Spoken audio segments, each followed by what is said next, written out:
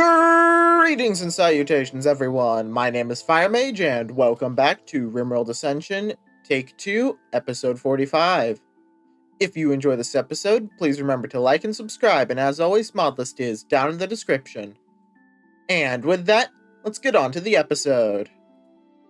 Alright, well, picking up where we left off last time, what are my plans for today? Well, if you will recall, last episode we finished up our new laboratory over here, and we built this new main road, and today we are going to start working on building the new houses for up here.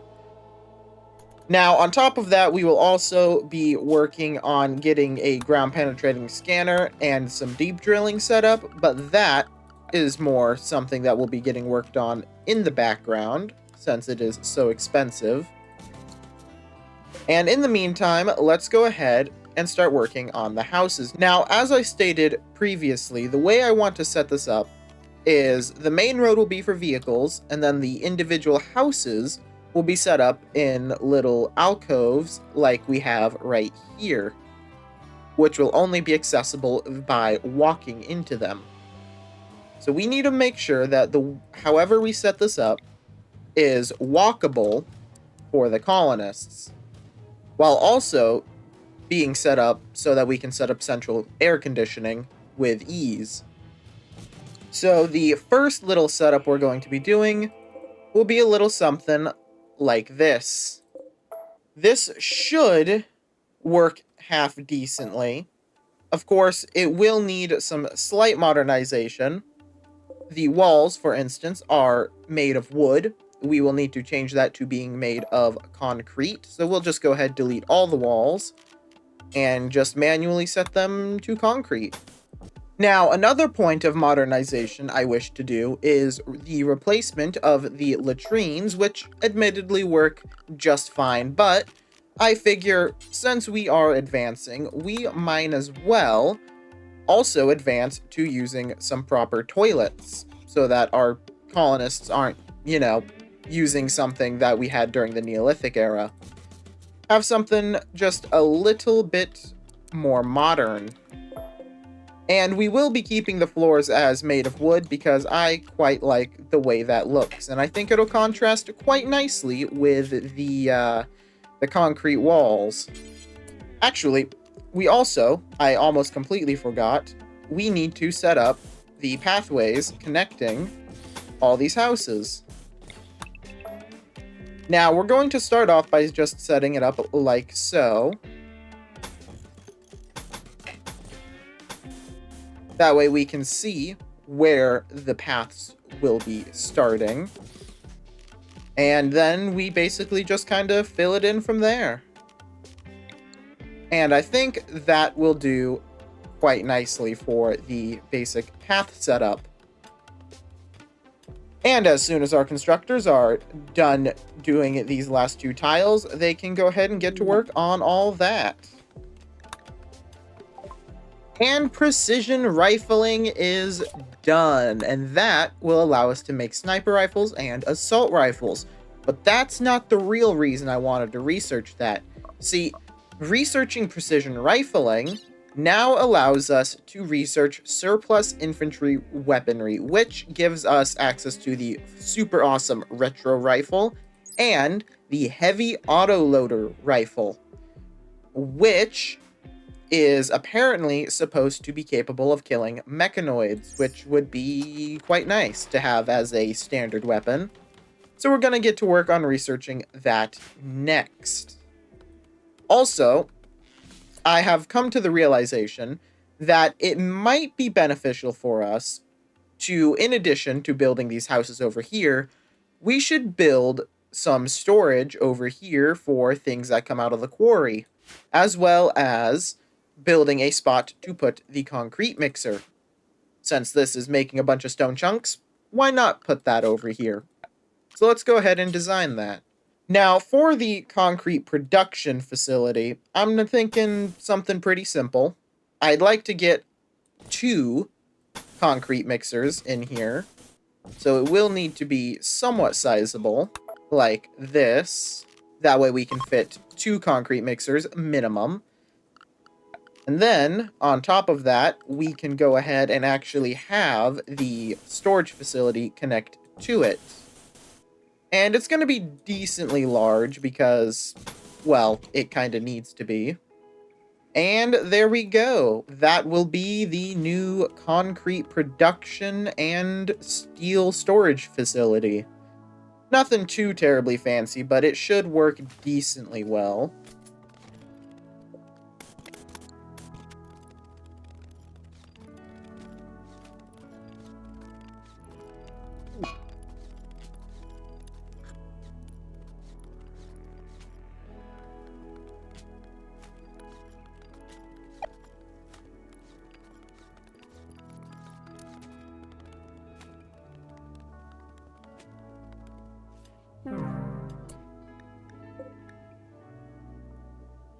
And it would seem Popred has died due to a cold snap because Popred was a lizard.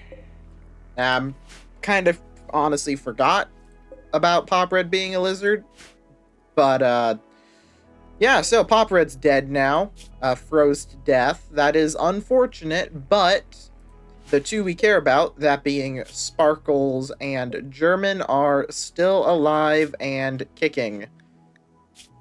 And it shouldn't be too terribly much longer before German gets recruited and Sparkles converted.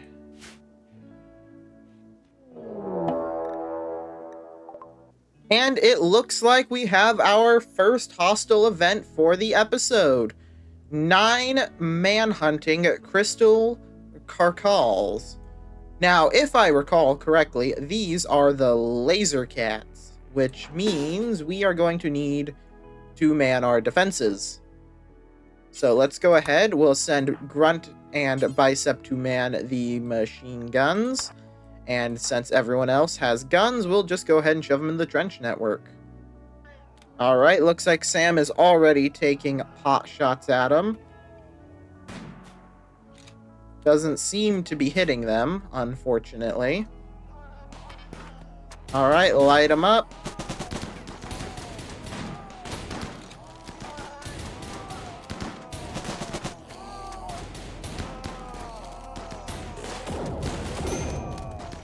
Oh, they're firing their lasers.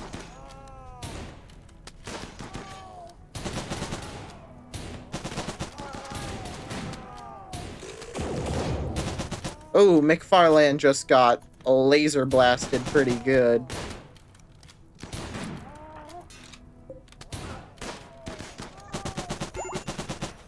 And there we go. Oh, and it looks like Senga ran right into the machine gun's firing arc. Yikes. Okay, that is not ideal. Vera, please rescue Senga. And now we have a lot of fire to put out and a lot of tending to do. And surplus infantry weaponry is researched. Very nice. And that will let us make some good weapons. Next up, we will be doing complex electronics, which will give us access to long-wave radios, flat-screen TVs, and computers. While the current radios we can build are fine, I would love to be able to build more of these long-wave ones, because we are going to need to use them in places like the hospital, perhaps the prison, you know, big areas where people tend to spend a lot of time.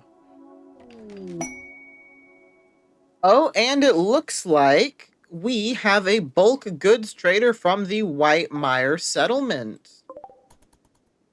Very good indeed. All right, well, let's make sure that we trade with that. Bella Rose, please go put on the trading suit. Want to make sure we get the best out of this. All right, let's see what all we can get from this trader. All right, selling off everything we want to sell off, we make a profit of 2,210 silver, but they only have 968. So we need to buy some stuff from them, and the first thing we're going to look at is getting a reinforced barrel. Because that is the only thing we're missing for the anti-tank gun. Now, these are very expensive, so we will only buy one, because I do not wish to bankrupt myself buying those, because we are going to bankrupt ourselves buying other things like components and fuel.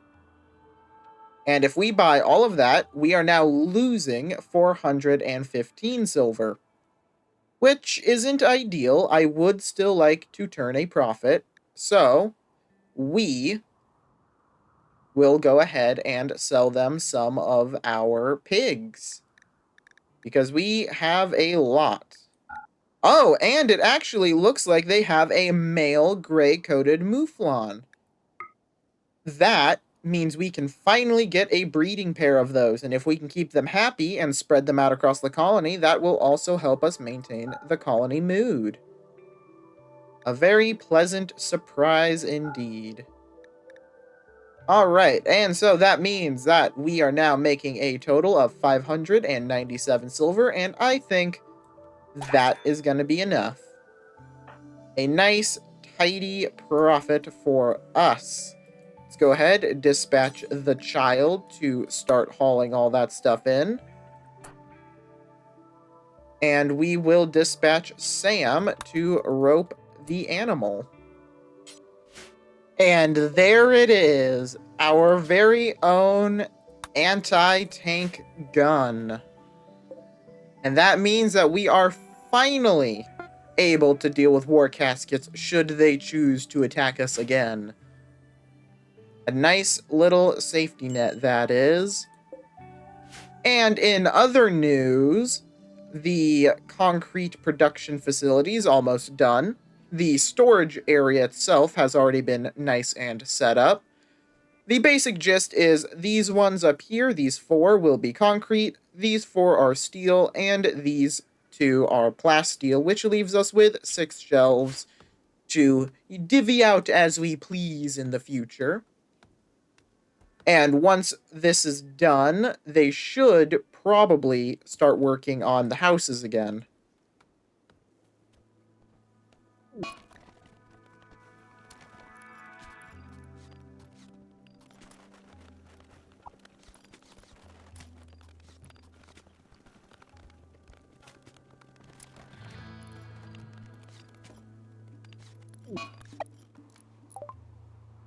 And complex electronics are done.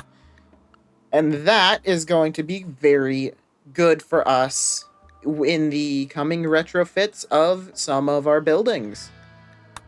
Next up, we will be doing medicine production, because we, quite frankly, need it. We are almost out of medicine. In fact, that's probably going to be our next big trading mission, is to go get medicine. In the meantime, though, the concrete production and storage facility is finished, and the houses are almost done as well. Of course, we will still have to hook up the power and the plumbing and whatnot, but that is a small thing to work on. That is not necessarily too critical at the moment. And there we go. 6 more houses constructed. And of course, they're not hooked up to the power or the plumbing systems yet, but that is something I will be saving for next episode, because I am leaving this episode off here. We have made a lot of good progress. We got a concrete production facility, and now we can produce concrete twice as fast, and we have 6 houses built. Only a few more, and we will have more than enough up in the north to house everyone. And once that's done, we're going to get to work revamping the entire lower region. Unfortunately, since we didn't actually hook up the houses to the plumbing and power network, that will also need to be done next episode. But with all that said and done, I will see you all in the next episode.